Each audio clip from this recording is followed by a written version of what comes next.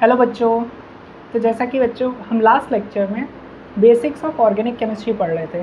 Basics of organic chemistry में हमने organic chemistry का थोड़ा सा हिस्ट्री और उसके बाद कार्बन की हाइब्रिडाइजेशन पढ़ ली थी बच्चों। अब हम उसके आगे चलेंगे। तो थोड़ा सा मैं आप लोगों को रिवाइज़ करवा देता हूँ। मैंने आपको ऑर्गेनिक केमिस्ट्री पढ़ने का एक सीक्वेंस बताया था। ऑर्गेनिक केमिस्ट्री का एक चैप्टरों का सीक्वेंस बेटा इसलिए भी ज़रूरी है क्योंकि हर चैप्टर आपस में इंटरकनेक्टेड है।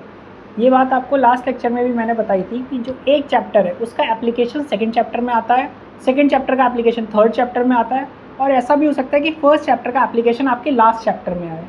तो ऑर्गेनिक केमिस्ट्री पढ़ते टाइम एक सीक्वेंस बहुत ज़रूरी है, जो मैंने आपको लास्ट क्लास में बता दिया था। ये पूरा सीक्वेंस लिखा हुआ है।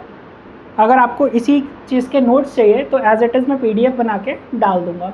बट चल मैं रिकमेंड करता हूँ कि आप कुछ प्लेन A4 शीट्स और 2 पेन लेके बैठें और जैसे मैं क्वेश्चन करवाऊँ तो उनको धीरे धीरे स्क्रिबल करते रहें।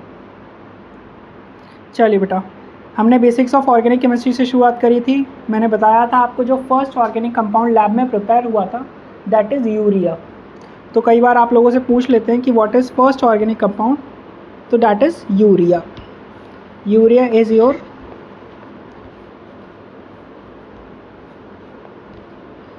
first organic compound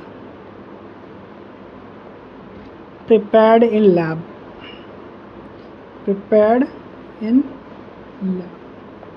यूरिया आपका फर्स्ट ऑर्गेनिक कंपाउंड था जो लैब में बनाया गया था। चलिए, उसके बाद मैंने कुछ कार्बन के हाइब्रिडाइजेशन की बात करी थी। बेटा पूरी ऑर्गेनिक केमिस्ट्री में कार्बन की हाइब्रिडाइजेशन बहुत ज़्यादा ज़रूरी है। सर क्यों ज़रूरी है? बेटा इसीलिए ज़रूरी है कि हाइब्रिडाइजेशन पे बहुत सारी चीज़ें डिपेंड करती हैं। हाइब्रिडाइजेशन के जो आपके एप्लीकेशन होता है वो होता है, जैसे हाइब्रिडाइजेशन से आपके इलेक्ट्रोनेगेटिविटी पे फ़र्क पड़ता है, हाइब्रिडाइजेशन से आपके टाइप्स ऑफ कंपाउंड पे फ़र्क पड़ता है, हाइब्रिडाइजेशन से आपके कंपाउंड के एंगल्स पे फ़र्क पड़ता है। तो चलिए आगे बढ़ते हैं इसको। ये मैंने बताया था हाइब्रिडाइजेशन एक हाइपोथेटिकल कॉन्सेप्ट है। जितने आपके एटॉमिक ऑर्बिटल बनेंगे उतने ही आपके हाइब्रिड ऑर्बिटल बनेंगे। फिर 3 हाइब्रिडेशन पढ़ाई थी, sp3 हाइब्रिडाइजेशन, sp2 हाइब्रिडाइजेशन और sp हाइब्रिडाइजेशन। उसके बाद मैंने बताया था कार्बन 2 टाइप के बॉन्ड बनाता है।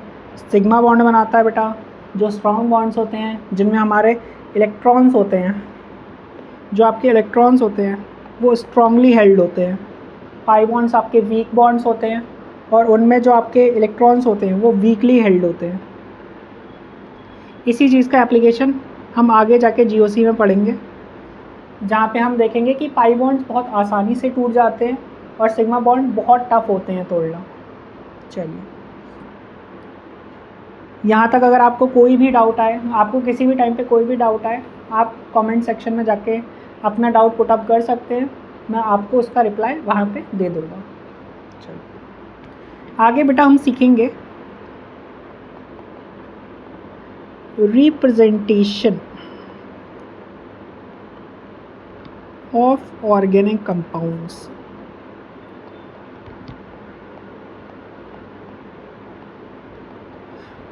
बेसिकली जो हमारे ऑर्गेनिक कंपाउंड्स होते हैं उनको रिप्रेजेंट कैसे करते हैं। तो बेटा ऑर्गेनिक कंपाउंड्स को रिप्रेजेंट करने के 4 तरीके हैं। कितने तरीके हैं बेटा? 4 तरीके हैं। तो क्या सर ऑर्गेनिक कंपाउंड को 4 तरीके से रिप्रेजेंट कर सकते हैं? हाँ बिल्कुल कर सकते हैं। आप किसी भी ऑर्गेनिक कंपाउंड को 4 तरीके से रिप्रेजेंट कर सकते हैं। इसमें फर्स्ट आता है आपका स्ट्रक्चरल फॉर्मूला या स्ट्रक्चरल रिप्रेजेंटेशन।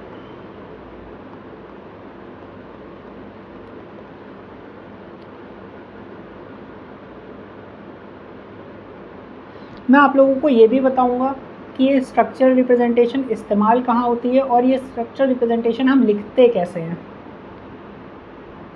तो सबसे पहली बात तो स्ट्रक्चरल रिप्रेजेंटेशन में, एक सेकेंड बेटा, चल स्ट्रक्चरल रिप्रेजेंटेशन में हम कंप्लीट स्ट्रक्चर लिखते हैं।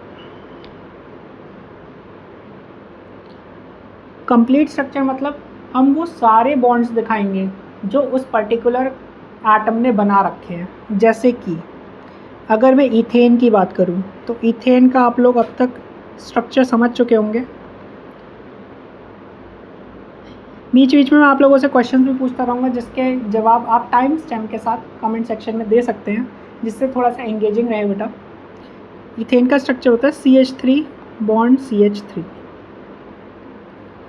इसे स्ट्रक्चर रिप्रेजेंटेशन कह सकते हैं, पर इससे भी जो ज़्यादा बेटर स्ट्रक्चर रिप्रेजेंटेशन है वो ये होगी, कार्बन बॉन्ड कार्बन। ऐसा कि आप जानते हैं इथेन में एन वर्ड यूज़ हो रहा है, ये मैं आगे IUPAC में भी पढ़ाऊँगा, बट यहाँ पे अगर एन वर्ड यूज़ हो रहा है तो बेसिकली एक एल्केन है, और अगर ये एक एल्केन है तो ये सैचुरेटेड हाइड्रोकार्बन है, और सैचुरेटेड हाइड्रोकार्बन में हमेशा सिंगल बॉन्ड्स होते हैं। अभी बिल्कुल मत घबराइएगा कि सर ये क्या कह दिया, ये क्या हो गया, सब पढ़ाया जाएगा, बस यहाँ पे आपको थोड़ा थोड़ा बताते हुए चल रहा है। कार्बन बॉन्ड कार्बन, और एक कार्बन पे बेटा 3 हाइड्रोजन है, एक कार्बन पे 3 हाइड्रोजन है। तो ये इथेन का स्ट्रक्चरल रिप्रेजेंटेशन है। हमने इथेन का पूरा स्ट्रक्चर बनाया है, हर एटम का दूसरे एटम से जो बॉन्ड है हमने वो दिखाया है। चलिए, स्ट्रक्चरल रिप्रेजेंटेशन हमारा ज़्यादातर रिएक्शन मैकेनिज़्म में यूज़ होता है। सर रिएक्शन मैकेनिज़्म में क्यों यूज़ होता है? रिएक्शन मैकेनिज़्म में हमको बॉन्ड टूटते हुए और नए बॉन्ड जुड़ते हुए दिखाने पड़ते हैं। किसी भी रिएक्शन में क्या होता है, जैसा कि आपने छोटी क्लास में पढ़ा होगा, what is a physical change, what is a chemical change. तो आप हमेशा पढ़ते हो कि केमिकल चेंज में कुछ नए कंपाउंड्स बन रहे होते हैं, कुछ नए सब्सटेंस बन रहे होते हैं। नए सब्सटेंस बनने का मतलब ये है कि कुछ पुराने बॉन्ड्स टूट रहे होते हैं, कुछ नए बॉन्ड्स बन रहे होते हैं। कितने लोगों को शादी का एग्जाम्पल समझ में आ गया? चलिए, रिएक्शन मैकेनिज़्म में हम पूरा स्ट्रक्चरल फॉर्मूला दिखाते हैं। नेक्स्ट रिप्रेजेंटेशन जो आएगी वो थोड़ी कम इस्तेमाल होती है, पर वो होता है कंडेंस्ड फॉर्मूला।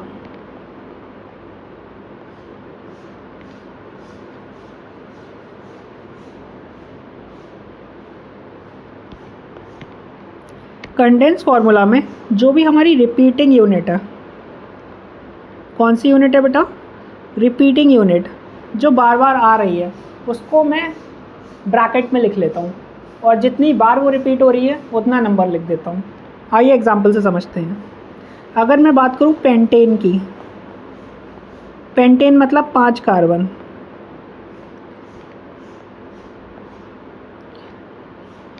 तो अब आप बार बार देखेंगे कि CH2 यूनिट कितनी बार रिपीट हुई है बेटा?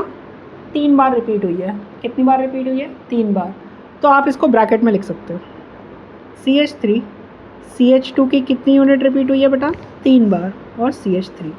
इसी को हम बोलेंगे, ये है हमारा कंडेंस्ड फॉर्मूला। बहुत ज़्यादा यूज़ नहीं है इसका, बहुत ज़्यादा अगर लॉन्ग चेन है आपके पास तो आप उसको कंडेंस फार्मूला के बेसिस पे लिख सकते हो। कंडेंस फार्मूला हम बेसिकली यूज़ करेंगे जब हम जनरल फार्मूलेज लिख रहे होंगे। जनरल फार्मूला या जनरल रिप्रेजेंटेशन, जैसे एल्केन्स का आप लोग सुनते हैं CnH2n+2 होता है, एल्कीन का आप सुनते हैं CnH2n होता है, एल्काइन का आप सुनते हैं CnH2n-2 होता है, तो उसमें हम कंडेंस फार्मूला यूज़ करते हैं। चलिए, थर्ड और थोड़ा सा important is our bond line structure. ये आपका सबसे इम्पॉर्टेंट है। सबसे इम्पॉर्टेंट का मतलब सर, पूरी ऑर्गेनिक केमिस्ट्री में टाइम बचाने के लिए हम बॉन्ड लाइन स्ट्रक्चर्स बनाते हैं। क्या बनाते हैं बेटा? बॉन्ड लाइन स्ट्रक्चर बनाते हैं। बॉन्ड लाइन स्ट्रक्चर बनाने के लिए सिर्फ 2 ही रूल काम करते हैं। कितने रूल काम करते हैं? 2 रूल। फर्स्ट रूल ये बोलता है कि आपको do not make carbon hydrogen bond. हमें कार्बन और हाइड्रोजन के बीच का बॉन्ड नहीं बनाना होता है। तो सर अगर कार्बन और हाइड्रोजन के बीच का बॉन्ड नहीं बनाएंगे तो कार्बन हाइड्रोजन हवा में बनाएंगे? नहीं। अगर कार्बन और हाइड्रोजन का बीच का बॉन्ड नहीं बनाएंगे तो हाइड्रोजन को भी नहीं बनाएंगे। B, show carbon as dot. Carbon को हम डॉट से रिप्रेजेंट करते हैं। किससे रिप्रेजेंट करते हैं बेटा? डॉट से। तो सर बचेगा क्या फिर? कुछ नहीं बचेगा, केवल बॉन्ड बचेगा। इधर देखो एग्जाम्पल के लिए CH3 CH3, अभी नाम आप लोग बताएंगे, अभी हम लोगों ने सीखा है। नाम है बेटा इथेन, 2 कार्बन इसीलिए एथ और एन मतलब सिंगल बॉन्ड है कार्बन और कार्बन के बीच में, इथेन। तो अब सबसे पहले बॉन्ड लाइन स्ट्रक्चर बनाने के लिए आप उसका स्ट्रक्चरल फॉर्मूला बना लिया करो। अभी हम सीख रहे हैं इसलिए हम सब कुछ करेंगे, बाद में हम सीख जाएंगे तो फिर हम डायरेक्टली बनाया करेंगे। तो सबसे पहले मैंने क्या बताया? Do not make carbon hydrogen का बॉन्ड। तो हमें कार्बन हाइड्रोजन का बॉन्ड नहीं बनाना है। और मैंने अभी समझाया कि अगर कार्बन हाइड्रोजन का बॉन्ड नहीं बनाएंगे तो हाइड्रोजन को भी नहीं बनाएंगे, क्योंकि हवा को, हाइड्रोजन को आपको हवा में थोड़ी ना दिखाएंगे। तो देखिए कार्बन हाइड्रोजन का बॉन्ड गया, ठीक, कोई दिक्कत वाली बात? कार्बन हाइड्रोजन का बॉन्ड गया। अब दूसरा रूल पढ़ो, show carbon as dot. Carbon को डॉट की तरह दिखाना है। तो अगर कार्बन को डॉट की तरह दिखाएंगे तो कार्बन भी हटा देंगे, एक डॉट यहाँ पे, एक डॉट यहाँ पे। क्या सर ये जो स्ट्रेट लाइन है ये इथेन है? हाँ बेटा, ऑर्गेनिक केमिस्ट्री में ये इथेन है, एक सिंगल लाइन इथेन है। आगे देखिए, कई बच्चे पूछते हैं कि सर ये इथेन है, ये इथेन है, ये इथेन है, ये इथेन है। बेटा सारे इथेन ही हैं, पर थोड़ा सा बेटर दिखाने के लिए हम इसे दिखा देते हैं। कोई दिक्कत वाली बात? चलिए, ये आपका फर्स्ट एग्जाम्पल था। सेकेंड एग्जाम्पल, अब अगर मुझे बनाना है प्रोपेन,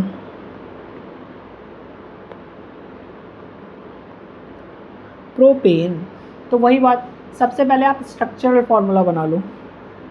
सी C C H H H H H H H H. कोई दिक्कत वाली बात बेटा? नहीं, यहाँ तक कोई प्रॉब्लम नहीं। अब आगे देखें, आपको कार्बन हाइड्रोजन का बॉन्ड हटाना है तो हटा दीजिए।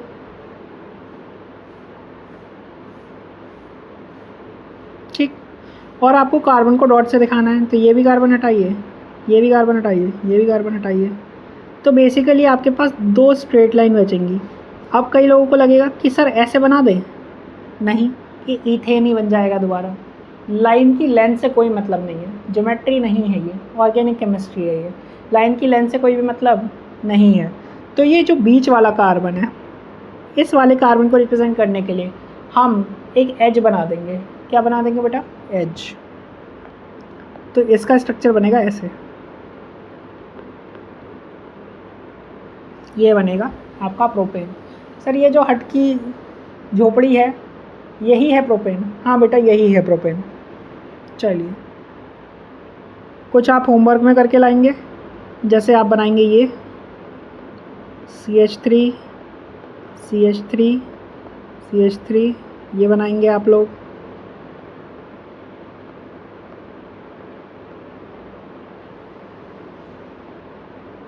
ये बनाएंगे आप लोग,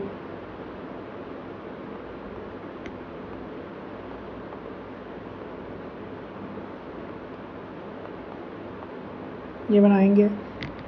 मैं आप लोगों के लिए सारे डिस्कस करूँगा पर नेक्स्ट लेक्चर में, अभी आप लोगों को बनानी है ये। गलती करने से बिल्कुल ना घबराएं। CH bond CH bond CH bond CH,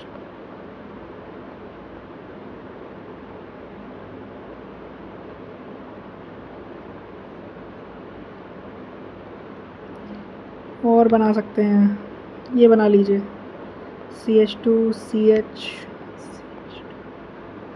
CH2,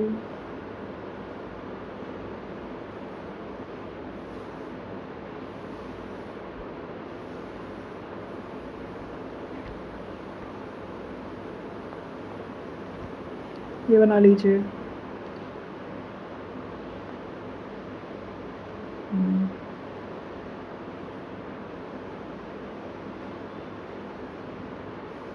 ये बना लीजिए।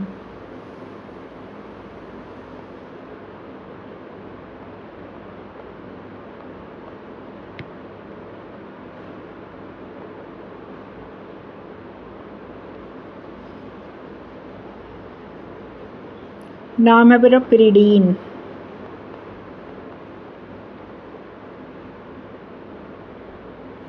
ठीक है, इतने आप लोग प्रैक्टिस करिएगा। इन सब के आपको बॉन्ड लाइन स्ट्रक्चर बनाने हैं। क्या बनाने हैं बेटा? Bond line structure. इसके बाद मैं आपको इन लोगों के आंसर भी बताऊंगा और आप मैच कर लोगे। चलिए, बॉन्ड लाइन स्ट्रक्चर में जो चौथी रिप्रेजेंटेशन होती है, या रिप्रेजेंटेशन ऑफ ऑर्गेनिक कंपाउंड में जो चौथी रिप्रेजेंटेशन होती है, वो होती है आपकी मॉलिक्यूलर फार्मूला।